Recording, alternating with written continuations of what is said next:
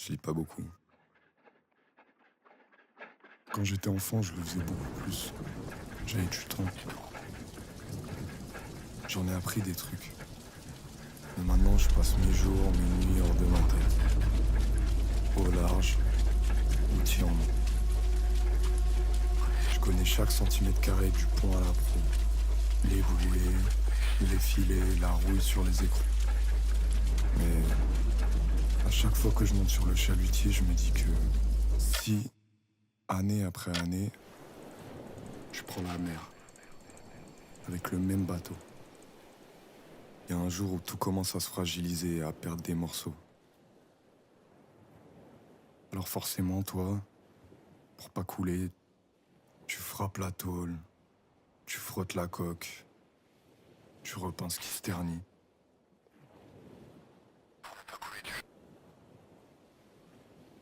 Est-ce qu'au final, c'est vraiment du même bateau qu'on parle? Compliqué de savoir.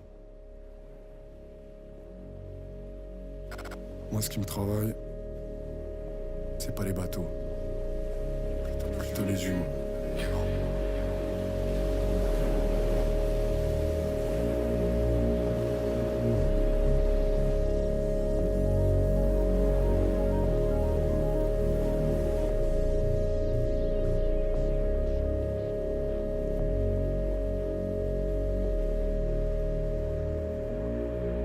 Tous les 10 ans, notre corps refait ses cellules, on pourrait dire qu'il change tout son capital. Des papilles au bout des ongles, au bout des cheveux.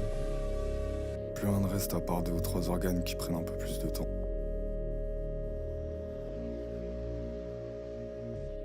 Mais depuis la fin de la dernière décennie, on s'est aperçu d'une chose.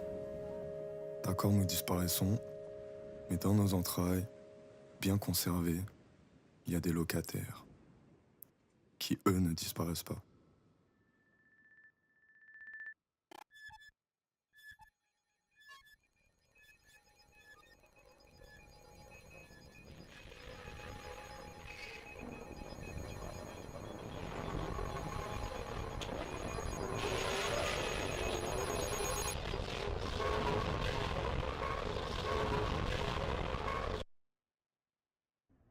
On est comme des poupées russes.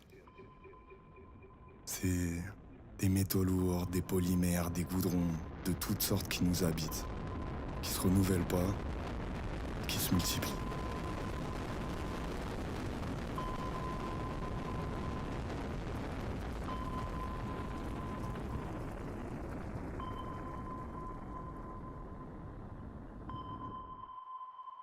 Un scandale sanitaire, une bataille vitale. On a été envoyés sur le terrain pour chercher leur présence et les faire disparaître. On le fera.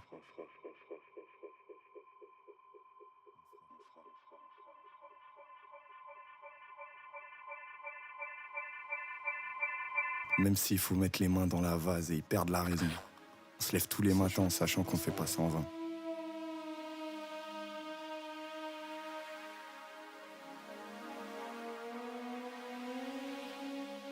Presque aucun doute en moi.